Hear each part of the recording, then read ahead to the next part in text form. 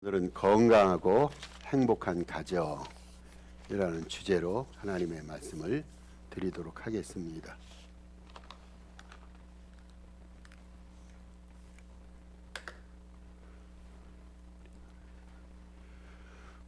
미국에서는 가정의 달이 가정의 달이란 말을 안 하죠, 그죠? 5월 첫 주가 어머니 날입니다. 그리고 6월 셋째 주가 아버지 날입니다. 미국에서는 그 어린이들, 노인들은 늘상이 천국이에요. 그래서 따로 어느 날을 준수해서 규정해서 그렇게 그날을 기념하지 않는 듯 싶습니다. 근데 우리나라에서는 5월을 가정의 달이라 말합니다. 여러분 귀가 닿게 들으셨죠? 왜냐하면 5월에는 가정과 관련된 날들이 많습니다. 5월 5일 우리나라 식입니다. 우리가 한국교회에서도 그렇게 지킵니다. 5월 5일이 어린이날이죠. 5월 8일이 어버이날입니다. 여러분 아시는지 모르겠어요. 2004년도에 제정된 날이 있습니다. 5월 15일이 정식으로 가정의 날입니다. 이거 한국 사람들 잘 모르더라고요. 근데 우리나라 정부에서 이게 법으로 제정이 돼서 5월 15일을 가정의 날로 준수하고 있습니다. 그리고 5월 21일입니다. 둘이 하나가 된다는 뜻에서 부부의 날입니다. 이토록 한국에서는 5월에 가정에 식소들 간의 따뜻한 마음과 감사한 마음을 피차간에 전하고 기념하기 위해서 이런 날들을 지키면서 5월을 가정의 날로 드리곤 합니다. 그런데 여러분 우리가 가정의 날들 지금 말씀드렸던 이런 날들을 마음을 다해서 우리가 그날을 지키고 준수한다고 해서 가정이 갑자기 행복해지는 게 아니죠. 어린이날을 정성을 다해서 어린애들을 이렇게 품에 안고 선물을 주면서 그날을 지켰어요. 그렇다고 해서 어린아이와 부모 사이에 그날을 지킨다고 해서 더 가까워지는 게 아닙니다. 가정의 날을 지킨다고 해서 가정과 관련된 이 날을 준수한다고 해서 갑자기 가정이 행복해지고 가정이 더 바람직해지고 예전에 없었던 가정 구성원 사이에 애정이 생기는 게 아닙니다. 그럼에도 불구하고 우리가 가정의 날들 이런 날들을 기념하고 지켜야 될 이유가 있어요. 왜냐하면 우리는요 가깝다는 이유로 소리하곤 합니다. 그렇죠. 이 부부간에 얼마나 가깝습니까? 무천입니다. 근데 가깝다는 이유로 때로는 말도 안 하고 때로는 사랑도 이렇게 전하지 않는 이것이 오늘날 우리의 현상이에요. 근데 미국 사람들은 굉장히 잘하지만 한국 사람들은 알아서 주겠지, 내 마음을 알겠지, 표현하지 않아도 이해하겠지, 이런 식으로 우리나라 말로 퉁친단 말이죠. 그래서 가정의 날을 지켜야 될 이유가 그간 좀 가깝다는 이유로 소홀히 했던 식구들을 생각하고 챙기고 식구들을 위해서 기념하고 식구들을 위해서 더욱더 사랑하리라 이러한 결단과 고백을 새롭게 하기 위해서 가정의 날들이 필요하다고 생각합니다. 미국의 한 시민이 1852년 4월 10일에 알제리에서 죽었습니다. 아프리카 알제리라는 나라가 있어요. 거기에서 1852년 4월 10일에 세상을 떠났습니다. 31년이 지났어요. 31년이 지났다면 백골이 진토되지 않겠어요? 다 육신은 썩고 뼈도 어느 정도 썩고. 그런데 31년이 지난 후 미국 정부에서 그의 유해를 본국으로 우송해 왔습니다. 알제리에서 어떤 사람이 31년 전에 죽었단 말이죠. 31년이 지난 다음에 유해를 미국 정부에서 운송해 왔습니다. 그런데 그 유해가 뉴욕항에 그때 비행기가 없었던 시절이죠. 뉴욕항에 도착했을 때 유해를 영접하기 위해서 대통령이 나옵니다. 그리고 국무위원들이 나옵니다. 수많은 국민들이 참석을 합니다.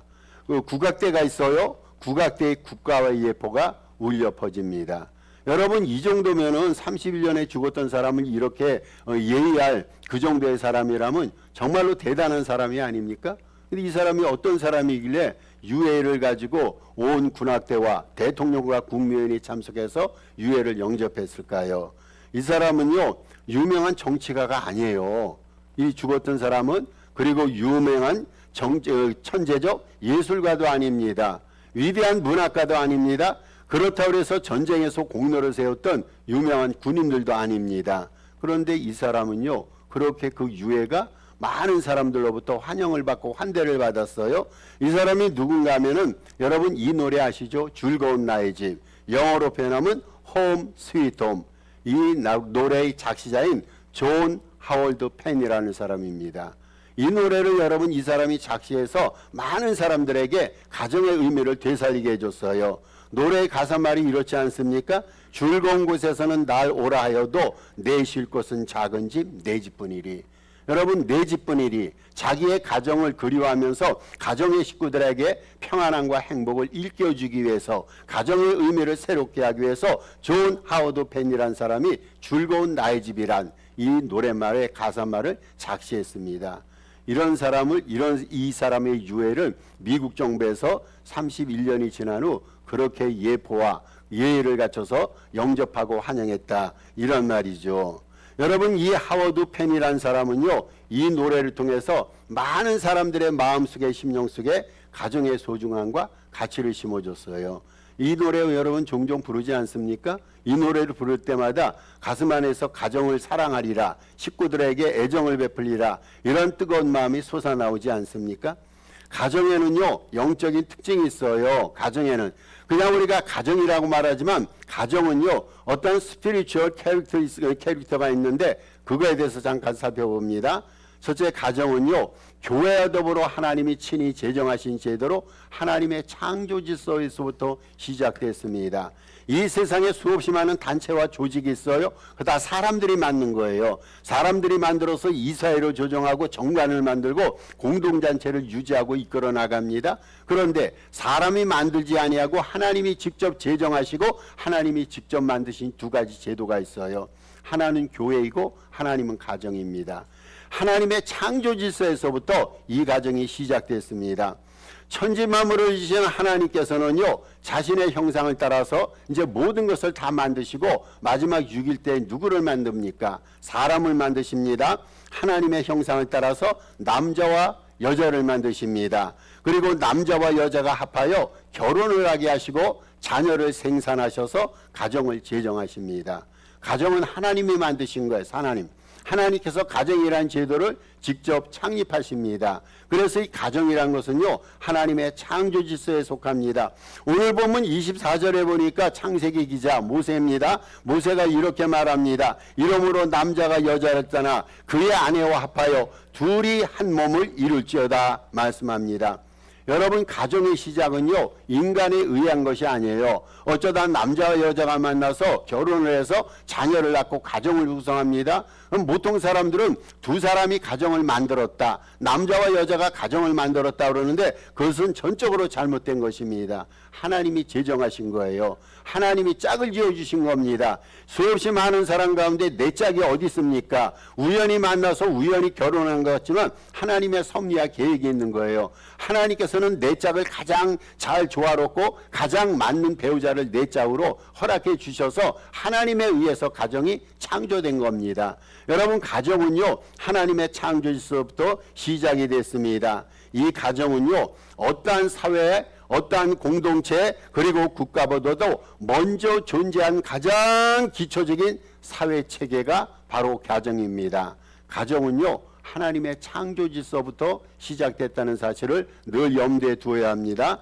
두 번째로 가정의 특징이 있습니다. 가정은 하나님 창조의 완결판으로 근본적으로 선한 것입니다. 하나님 창조의 하이라이트가 인간을 만든 거. 창세기 1장 2장에 보면은 하나님께서 천지 만물을 창조하신 단계가 나고 순서가 나고 과정이 나옵니다. 그 다음에 마지막으로 하나님께서는 사람을 만드셨어요. 여러분 우리가 모든 것을 할 때 그 피날레라고 그러죠. 마지막으로 하는 것이 가장 의미 있고 가치 있고 완결판입니다. 하나님 창조의 완결판이 사람을 만드신 거고 가정을 만드신 거예요. 그래서 하나님은요 그 가정을 만드셨는데 하나님께서 이 가정을 완결판으로 만드셨기 때문에 가정은 근본적으로 선한 것입니다. 여러분 악하지 않아요. 이 세상에는 악한 것들이 굉장히 많아요. 처음에는 좋은 의도로 시작했지만 가다 보면 과정 속에서 악이 시작이 되고 그 악이 쌓여갖고 악의 열매를 맺는 경우가 얼마나 많습니까? 여러분 근데 가정은 근본적으로 선한 거예요. 제가 그 이유를 설명드릴게요. 이 가정은요 하나님께서 타락 이전에 만드셨어요. 타락 이전에. 인류가 타락하기 전에 가정을 만드신 거예요. 여러분, 죄가 들어오기 전에 하나님께서 천지 창조를 하시고 그 완결판으로 남자와 여자를 만드셔서 결합을 시켜서 가정을 제정하신 거예요. 그래서 이 가정은요, 죄가 있기 전에 만들어진 지극히 선한 것이 바로 가정이란 말이죠. 가정은요, 죄 없는 상태에서 구성된 아주 선한 제도입니다. 그래서 사도 바울은요, 이렇게 표현을 합니다. 사도 바울은 교회가 거룩하고 순결한 것처럼, 교회를 가정에 빗대서 사도 바울이 설명을 합니다. 교회가 거룩하고 순결한 것처럼 가정도 거룩하고 순결한 것이다. 사도 바울은 이렇게 에베소서에서 비유를 듭니다. 그리고 사도 요한도 하나님의 백성과 그리스도의 관계를 신랑과 신부로 비유한 거예요. 가정으로 비유했어요. 그리스도와 하나님 백성 사이의 관계가 신랑과 신부라는 거예요. 예수님은 우리의 신랑이고 우리는 그의 신부입니다. 가족의 비유를 통해서 예수님과 하나님 백성 사이의 관계를 설명했습니다. 그렇다면 가정의 기능이 뭘까요? 가정은 하나님의 창조 질서에서 시작됐어요. 하나님의 창조 질서에 속합니다. 그리고 가정은 지극히 선한 제도입니다. 그렇다면 이 가정의 기능이 뭐고 가정의 역할이 뭘까요? 가정의 기능, 첫 번째 기능은 가정은 육신의 요람이며 정신과 영혼의 안식처입니다. 여러분, 우리가 관광을 갈 때가 있어요. 굉장히 좋고 많은 사람들로부터 이제 인기를 끌고 있는 어느 지역에 관광을 갈 때, 여행을 갈 때 처음에는 막 가슴이 뛰는 거예요. 여행을 가서 무엇을 할 것인가, 어떻게 즐기고 어떻게 아름다운 추억을 쌓을 건가. 근데 여행을 마치고 돌아올 때 이구동성으로 하는 말이 있죠. 집처럼 편한 곳이 없다.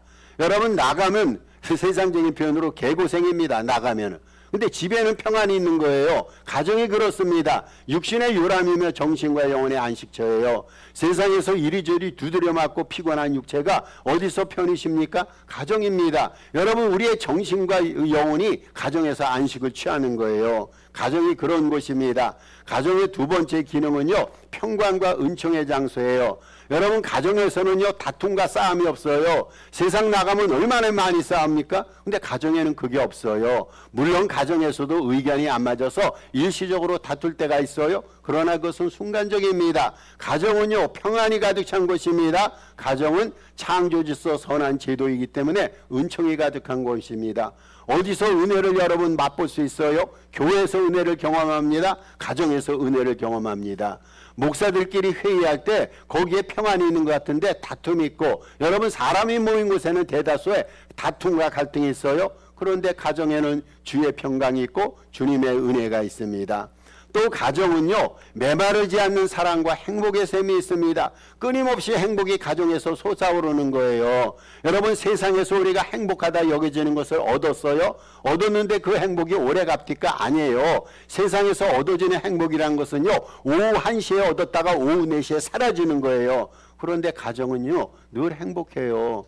여러분, 가정 속에는 눈에 보이지 않고 손으로 느끼지 못하지만 늘 가정에는 행복의 셈이 있고 사랑의 셈이 있습니다. 또 가정은요, 어떤 죄라도 용서받을 수 있는 것이 가정입니다. 여러분, 세상 법정에서는요, 사형 온도를 합니다. 무기징역을 줍니다. 잘잘못을 따져가면서 법의 판단과 자체로 사람들을 감옥 속에 보내기도 하고 심지어는 사형 죽이기도 합니다. 그런데 가정에서는요, 어떤 죄라도 용서받을 수가 있어요. 여러분, 가정에 들어와서 고발합니까? 이 미국을 우리가 수의 나라, 고소고 고발이 굉장히 많은 나라가 미국이 아닙니까? 그런데 가정에서는 그런 거 없어요. 설령 세상으로부터 죄를 짓고 온 자식일지라도 따뜻하게 부모의 마음으로 자식을 받아주고 어떠한 죄라도 용서를 받을 수 있는 것이 가정입니다. 누가복음 15장 알고 있잖아요. 돌아온 탕자 얘기예요. 돌아온 탕자를 아버지가 멀리서 기다리면서, 오랫동안 기다리면서 자식이 돌아올 때 용서하고 마음속에 영혼 속에 품었지 않습니까? 가정이 바로 그런 것입니다. 또 가정은요, 식구들의 소망과 꿈이 담긴 것입니다. 여러분, 우리에게는 인생을 살아갈 때 소망과 목표와 꿈이 있어요. 그것이 가정에서 아주 극렬하게, 가정에서 아주 선명하게 드러납니다.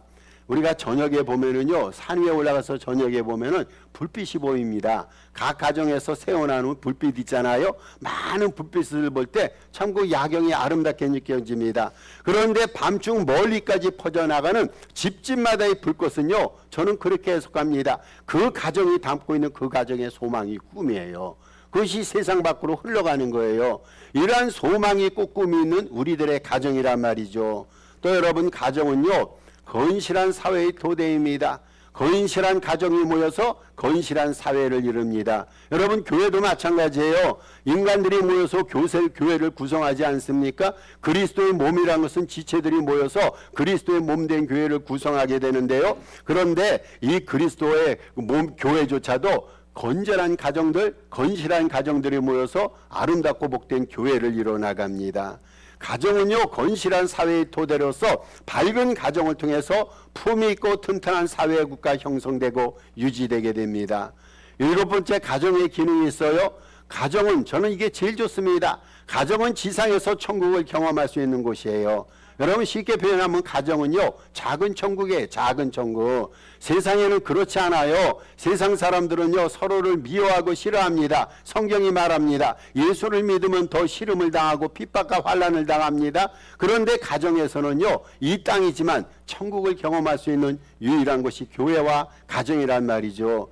여러분, 성경은 삼일째 하나님을 가정의 용어로 빌어서 설명합니다.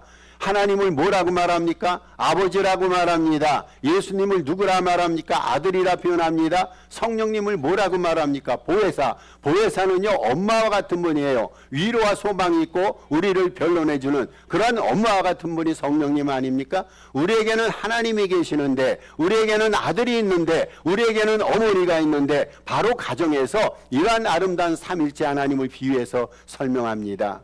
여러분, 그렇다면은요 이 가정의 존재 이유가 뭘까요? 가정의 존재 이유가 있어요. 하나님은 왜 우리에게 가정을 주셨습니까? 왜 선한 제도로서 가정의 기능을 감당하게 하셨습니까? 가정이 존재할 첫 번째 굉장히 중요한 이유가 있어요. 가정은요 하나님을 예배하고 그의 영광을 드러내기 위해서 존재해야 됩니다. 여러분, 다른 거 아니에요. 가정 식구들이 모여서 잘 먹고 여행 가고 좋은 추억거리 쌓기 위해서 가정을 주셨다? 여러분, 그거 절대 아닙니다. 가정이 아니더라도 그렇게 할 만한 단체들이 많이 있어요. 하나님이 가정을 주신 가장 긴급한 이유, 가장 시급한 이유가 있다면 가정 속에서 하나님을 예배하며 그의 영광을 드러내기 위해서 가정을 하나님이 우리에게 주신 거예요. 그래서 그 유명한 고린전서 10장 31절에 이렇게 말합니다. 무엇을 먹든지 마시든지 무엇을 하든지 다 하나님의 영광을 위해서 하라. 저는 이 구절에서 우리 가정을 살펴봅니다.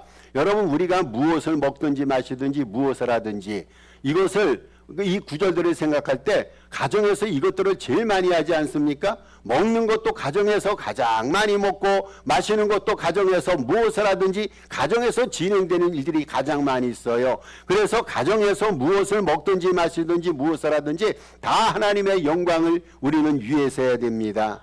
여러분, 모든 인간이 왜 창조됐습니까? 우연히 창조됐습니까? 하나님이 심심해서 인간을 그냥 만드시고 인간이 하는 모양과 인간이 하는 행동을 보시고 거기 결과에 따라서 인간을 판단하고 상 주시고 벌 주시기 위해서 인간을 하나님께서 그렇게 창조하셨습니까? 아니에요. 하나님이 인간을 창조하신 기본 목적은요, 인간을 통해서, 인간의 예배를 통해서 영광받기 위해서 하나님께서는 우리를 창조하신 거예요. 남자와 여자를 만나서 가정을 이루게 하신 것은요 하나님의 영광을 위해서입니다. 하나님의 영광을 위해서 존재하지 않으면요 그건 성경적인 가정이 아니란 말이죠. 이사야서 43장 21절에 보니까 이사야 선지자가 이렇게 말합니다. 이 백성은 내가 나를 위하여 지었나니 나를 찬송하게 하리 함이니라 했어요. 하나님을 찬송하는 것이요 우리의 인생 목적이에요. 살아가는 인생길에 하나님을 찬양하는 역사가 늘 있기를 바랍니다. 여러분, 우리 기독자들은요 아름답고 정결한 삶을 통해서 늘 주님을 증거해야 됩니다. 그리고 가정 삶을 통해서도 하나님의 아름다운 덕을 널리 선전해야 됩니다. 이게 가정을 하나님께서 우리에게 주신 첫 번째 목적이에요. 두 번째 존재 이유가 있습니다. 하나님의 말씀으로 양육받기 위해서 가정이 존재합니다. 여러분, 가정은요 하나님의 말씀을 공부하는 학교입니다. 학교. 여러분, 가정은 학교입니다. 가정은요 하나님의 말씀을 교육시키는 공동체 교육의 장이며 공동체 학교입니다. 가정은요 하나님께서 당신의 자녀들을 교육시키기 위해서 하나님께서 부모를 택해 주셨고 그 교육이 이루어지는 장입니다. 성경은 가정교육을 통한 신앙교육과 영적인 양육을 철저히 강조하고 있습니다. 특별히 디모데후서 1장 5절에 이런 말씀이 있습니다. 이 믿음은 먼저 내 외조모 로이스와 내 어머니 유니게 속에 있더니, 여러분 이 말씀은요 디모데를 향한 말씀이에요. 디모데는요 신앙교육을 받았어요. 디모데는 사도 바울의 유력한 조력자가 아닙니까? 사도 바울이 가는 곳에 그림자처럼 디모데가 따라갔어요. 디모데는요 성경에도 자기의 글들을 디모데 전후서 기록을 합니다. 물론 그것이 사도 바울의 글입니다마는 디모데를 향한 글입니다. 이 디모데는요 할머니와 어머니를 통해서 신앙교육을 받았어요. 가정을 통해서 신앙교육을 받았단 말이죠. 하나님께서는 주의 교양과 훈계로 자녀를 양육하는 일을 오직 부모에게 위탁하셨어요. 부모에게. 여러분 성경 보세요. 부모가 성경 교사라는 거예요.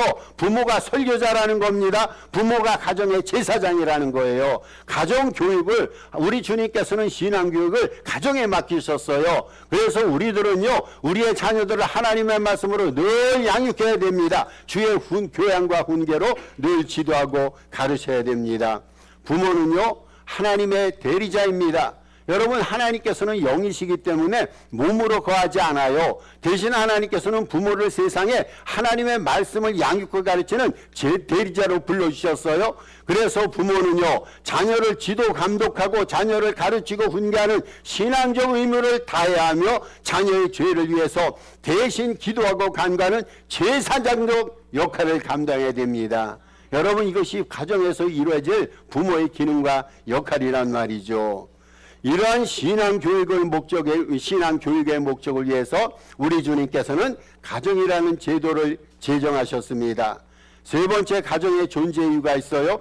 이제는 이웃과 사회를 섬기기 위해서 가정이 존재합니다. 여러분 가정이 왜 존재한다고요? 하나님의 영광을 위해서 존재합니다. 신앙교육을 위해서 가정이 존재합니다. 셋째로 가정은 이웃과 사회를 섬기기 위해서 존재합니다.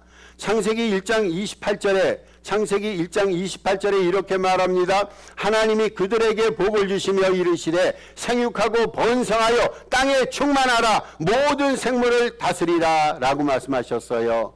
인간에게 이런 하나님께서 명령을 주신 거예요. 저에게 명령을 주셨고 여러분 모두에게 우리 가정들에게 하나님이 이런 명령을 주셨습니다.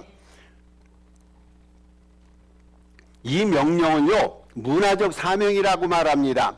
우리에게는 두 가지 사명이 있어요. 복음 전파의 사명이 있어요. 또 하나는 문화적 사명이 있는데 창세기 1장 28절 말씀이 문화적 사명입니다. 여러분 이 문화적 사명을요 기독교 가정이 감당해야 됩니다. 가정은 모든 제도들 중에서요 가장 기본적인 단위로서 이웃과 교회와 학교와 사회, 국가와 가정이 끊임없이 접촉합니다. 여러분 우리 가정이 동떨어져서 로빈 크루스처럼 어느 고도에 간다든지 외로운 데서 혼자 살 수 있을까요? 아니에요. 가정은 최소의 사회단체이고 늘상 이웃과 교류를 나눕니다. 학교와 교류를 나누고 사회와 국가 끊임없이 접촉하는 것이 바로 가정이란 말이죠. 그래서 가정의 모든 삶은요 그대로 다른 제조들의 영향을 미치는 거예요. 여러분 내가 건실하고 우리 가정이 건실하잖아요. 이 영향력이 이웃에게 파급이 되고 주변 사람들에게 파급이 되고 학교와 사회에 파급이 됩니다. 그래서 우리가 기독자 가정으로서요 해야 될 기능과 사명이 있어요. 그것은 가까운 이웃으로부터 기독교 생활 문화를 만들어가는 거예요. 여러분 우리는 기독교 문화권 속에서 기독교 생활 문화 속에서 살아갑니다. 다스리고 정복하고 생육하고 번성하고 충만하라는 하나님의 문화적 명령을 받아서 기독교 영향력을 주변 사회에 우리는 파급해 나가는 그러한 가정입니다. 우리 기독교 가정이요 복음화된 기독교 가정이 다른 가정을 복음 안에 섬김으로써 하나님 나라를 다 함께 세워가고 하나님 나라를 다 함께 살아가도록 존재하는 것이 바로 기독교 가정이란 말이죠. 우리 기독교 가정들은 섬김과 헌신의 자세로 이웃을 대하며 이러한 문화적인 사명을 은혜 가운데 잘 감당해야 됩니다. 말씀을 정리합니다. 여러분 가정의 달입니다. 가정을 주신 하나님 앞에 영광과 존귀함을 드리고 감사를 드립니다. 그리고 우리에게 주어진 이 아름다운 가정을 행복하고 좋은 가정, 바람직한 가정으로 늘 꿈꾸고 이뤄가야 될 줄로 믿습니다. 이 가정 내에 주님을 모시고 주님의 뜻을 구현하면서 가정 내에서 천국 삶을 사시기를 예수 그리스도 이름으로 축복합니다. 주신 말씀 기억하시고 5월 중에 기도 제목이 나왔습니다.